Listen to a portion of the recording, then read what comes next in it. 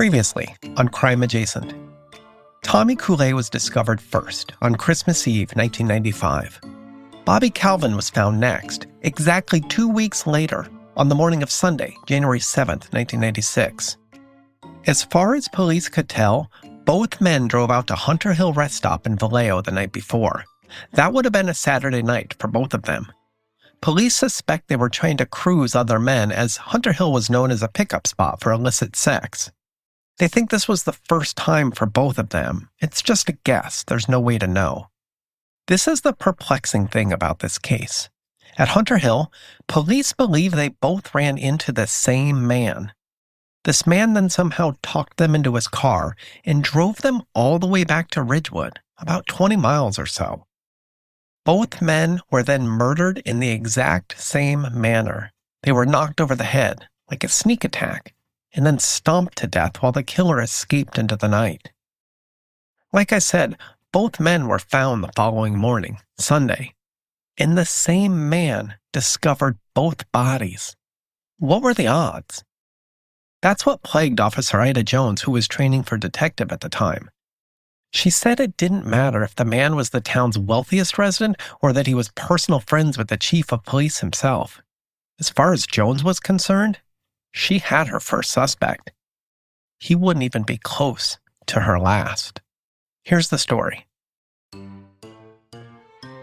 But first, you can access ad-free listening and a members-only community for behind-the-scenes information at our Patreon page, patreon.com/crimeadjacent, including our monthly reading group, where we can all learn together and nerd out on the convergence of true crime, profiling, and pop culture.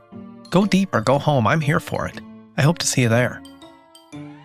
From San Francisco, this is Crime Adjacent, the never-ending true crime story told weekly. I'm Chase Patrick.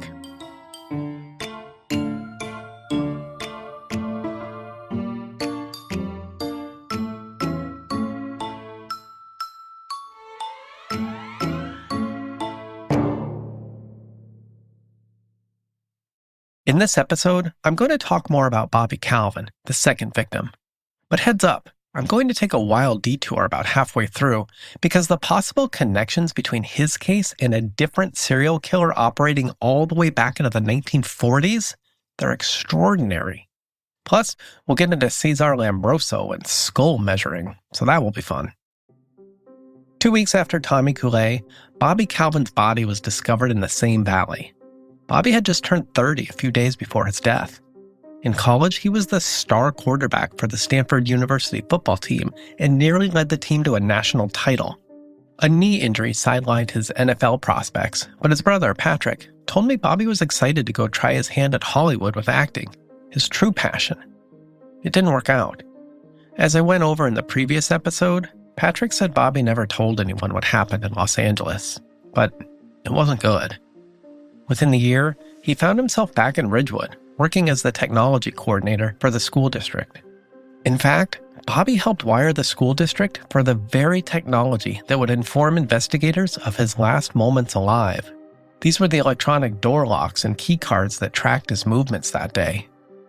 To piece together Bobby's last day, I relied on the case files Detective Jones gave me access to, along with notes from the FBI profiler she brought in, as well as the Ridgewood Recorder newspaper, which covered this case from the beginning. Here's what they found. On Saturday, January 6, 1996, Bobby left his downtown apartment on foot at about 8 a.m., preferring to walk the 5 blocks to the school district main office, which was located about 2 blocks from Tommy's auto shop on Cherry Street. Small town.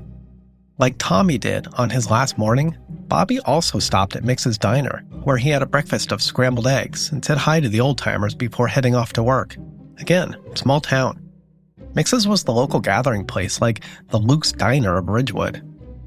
It was Saturday, so most of the school district building had the day off. But there was a big contract to wire the elementary school with higher-powered internet cable coming up for a vote, and Bobby wanted to have everything lined up and ready to go for the school board. Like Tommy, he was a dedicated worker. His brother wonders if, also like Tommy, he was simply lonely and threw himself into his work. Either way, no one reported seeing him that day. A key card entry point noted his entrance at 8:58 a.m., and his exit from the building at 5:45 p.m. No one else keyed in the entire day. For Bobby, it was a long, uneventful day. Jones said they could tell he'd kept himself busy that day because he left behind on his desk the finished report he had been working on for the school board. The school board ultimately delayed the vote the following week. No one wanted to discuss the matter without Bobby. After the workday, here's something strange that threw investigators for a loop.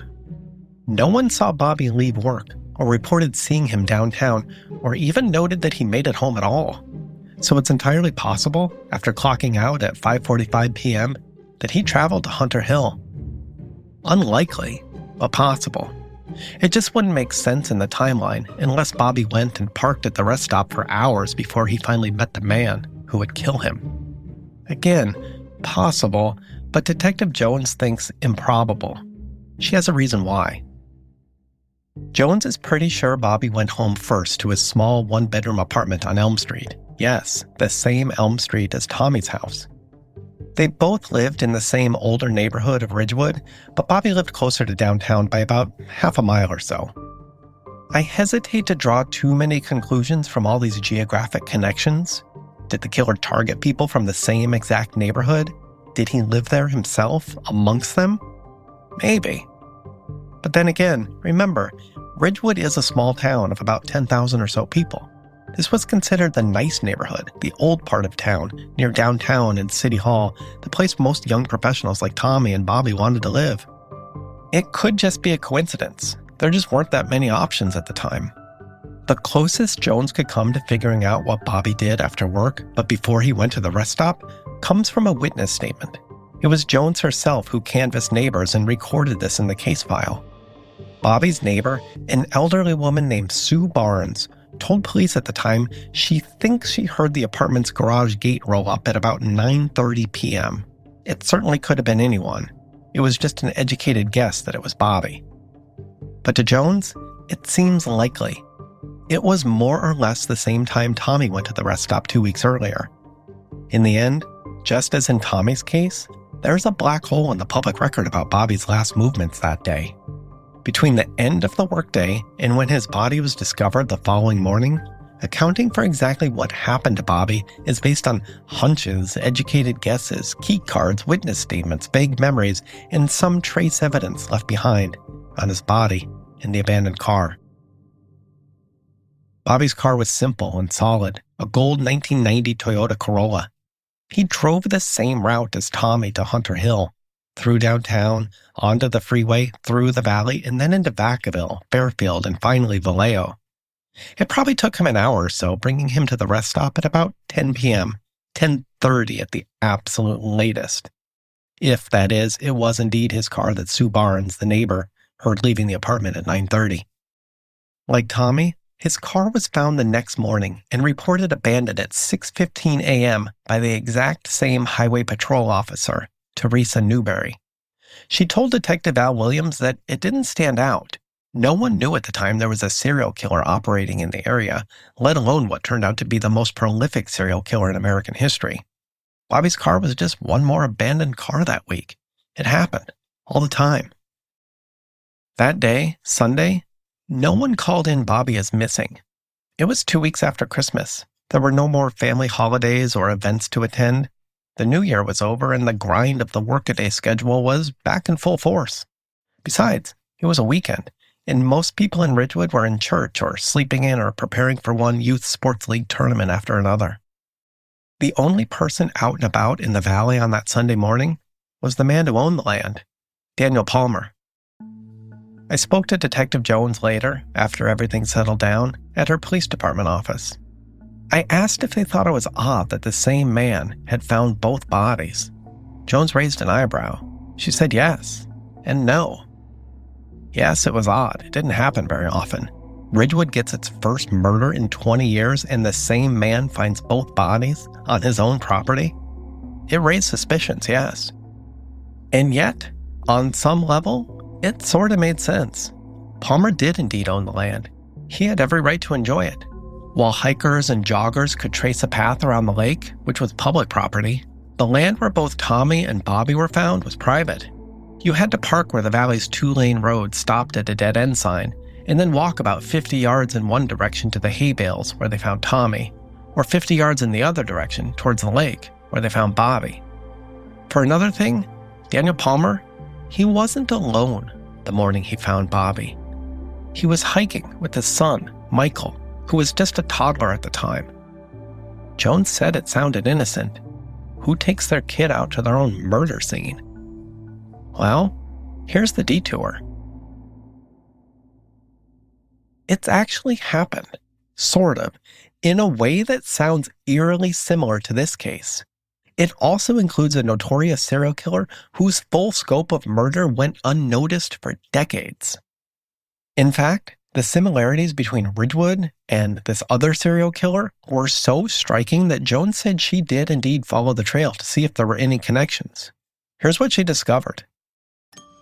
On August 9th, 1980, in Watertown, Wisconsin, Timothy Heck and Kelly Drew attended a wedding reception dance at a local hall, the Concord House. They left around 11 p.m., and that was the last anyone saw them.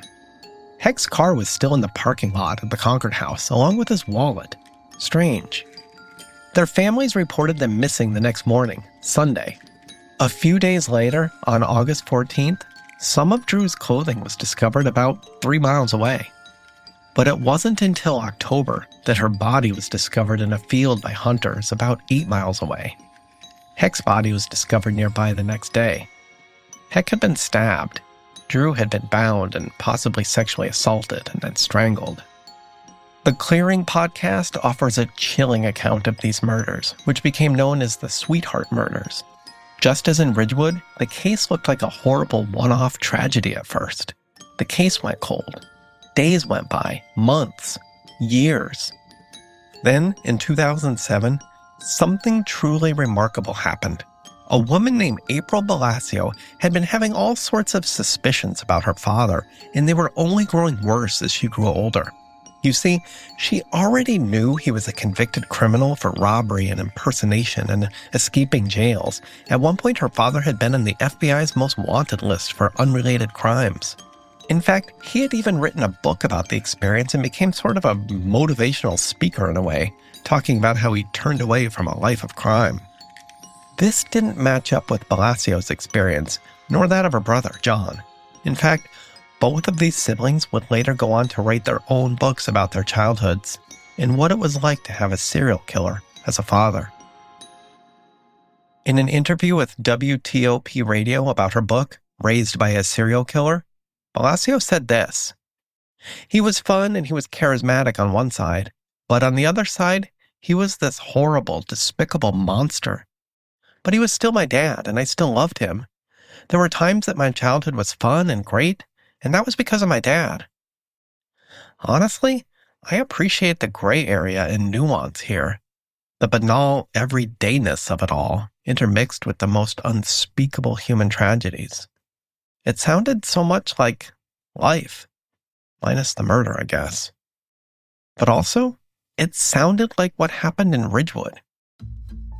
Blasio recalled how her father moved the family around a lot, sometimes suddenly, sometimes in the middle of the night. She lived in 8 states before she was 13. She recalled that he moved the family not long after the Sweetheart murders as well. She said she felt like she only knew part of the story, like everybody else.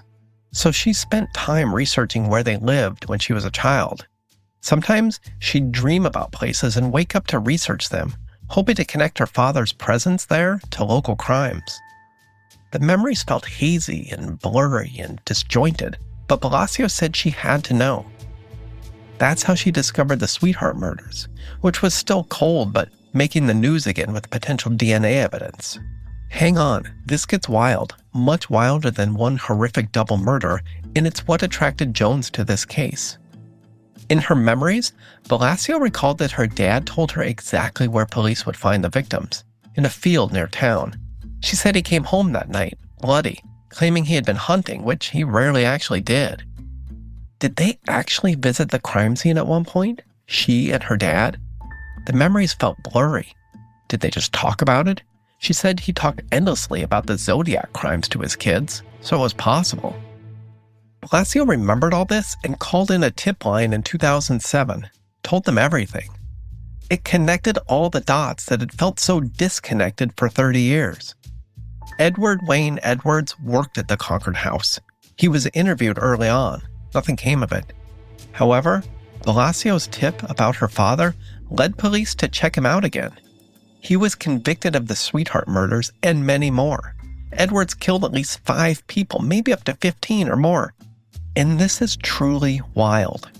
Once the true scope of his crimes became apparent, people have tried to link him to some of the most notorious killings in the country's history.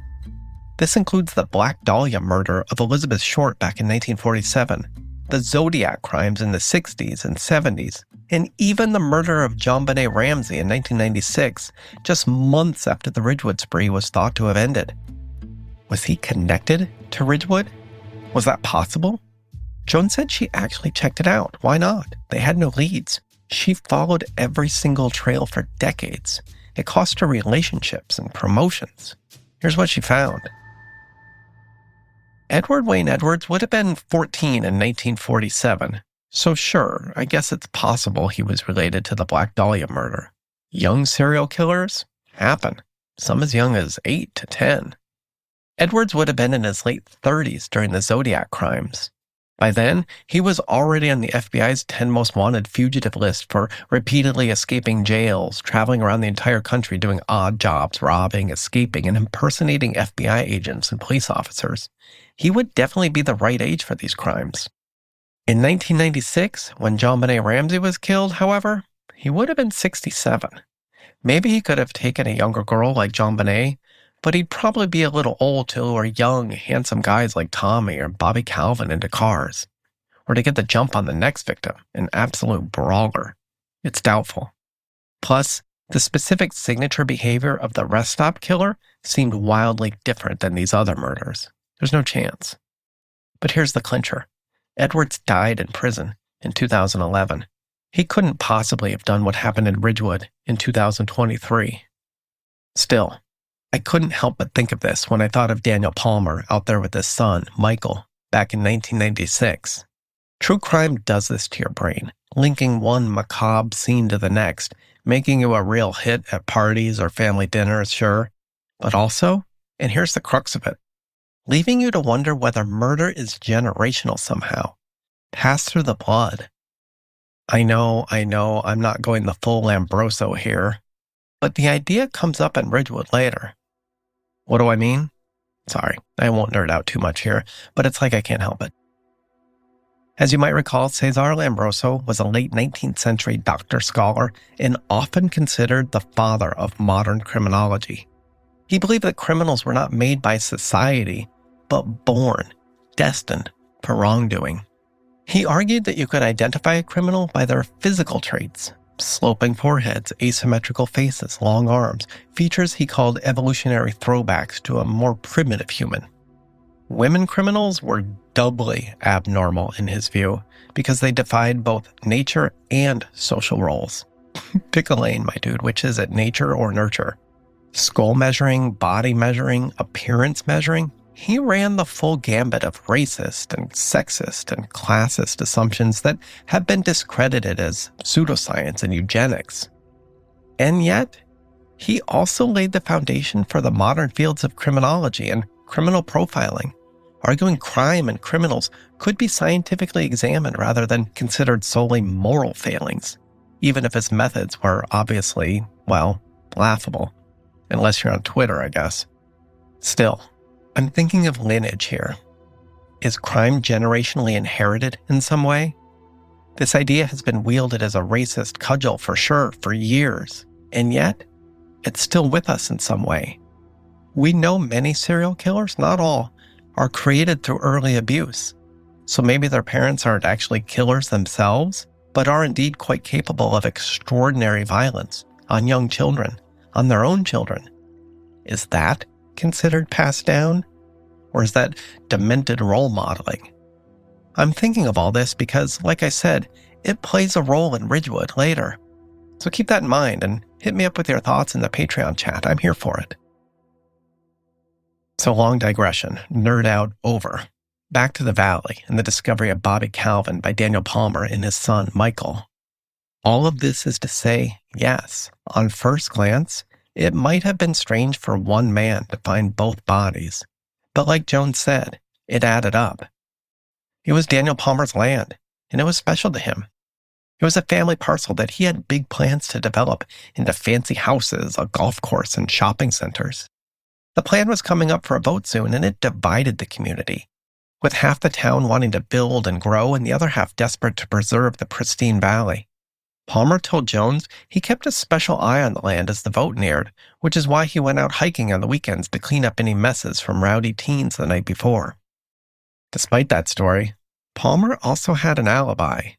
He had hosted a big fundraiser for the city's Police Activities League just the night before, just like he had hosted a fundraiser on the same night Tommy was killed. The chief himself was there, both times, as were many cops and local luminaries who vouched for Palmer's story. Nevertheless, they checked. Jones told me, "Believe me, we checked. The guy was clean." We'll come back to that in a future episode, putting Palmer's story to the test. And also, here's the part where I need to say explicitly that Palmer declined interviews through his lawyers and was never considered an official suspect. Records show Daniel Palmer called police at 8:10 a.m. that Sunday. When Jones arrived on scene, she immediately noticed the similar violence between Tommy and Bobby, and so she checked Bobby's clothes for the same missing souvenir the killer had taken from Tommy. She poked through the blood and tissue and then peered up at Williams, nodding her head. The same piece of clothing that the killer had cut off of Tommy's body was also missing from Bobby. To Jones, the initial meeting, the valley, the violence, the token, it was all becoming the killer's signature behavior. The deaths were shockingly similar. From what police were able to tell, like Tommy, Bobby met his killer at Hunter Hill. Like Tommy, he was probably charmed into the car, for lack of a better term. I don't know what else to say. FBI agent Genevieve Johnston, the profiler, told Jones that along with domination and control, manipulation is very much part of a typical serial killer's methods. Johnston took all the similarities between the cases and provided Jones with as much information as she could. Like Tommy, Bobby had no defensive wounds on his hands or arms. No one reported any odd struggles or sightings at the rest stop, although gay men who frequented the stop would probably not have approached authorities anyway, for fear of getting arrested or outed publicly. So Jones surmised that Bobby got into the car willingly. He was then transported back to Ridgewood's pristine valley. And then, just like Tommy, he was surprised from behind with a knock on the head. Think for a moment about the strength it took to subdue these men. Tommy ran every morning. He worked on cars all day. His hands were powerful. Bobby was a former D1 athlete, practically a national star headed for the NFL at one point. To get the drop on these guys and drag them around, stomp them to death, that took cunning and strength. What's more, how do I put this? Both Tommy and Bobby were stunningly handsome. That factors into the profile. Yes, they were lonely and closeted and probably felt like they had nowhere else to turn, but Special Agent Johnston said it's hard to believe they'd get into a car with just anybody. She suspected the killer was not only sociable and conversant, but at least, on some level, as handsome and put together as Tommy and Bobby. Not some creepy bridge troll person that would soon take over the public imaginary. Jones always had a sense they were after someone put together, someone considered handsome and gregarious, someone no one would ever suspect. I mean, would you willingly get into a car late at night on the side of the freeway with a creepy bridge troll? The murder had another similarity to Tommy's and the Sweetheart murders. Police had no leads, none whatsoever. When investigators performed a victimology study on Tommy and Bobby, it was hard to pin down a motive, let alone a suspect who had one.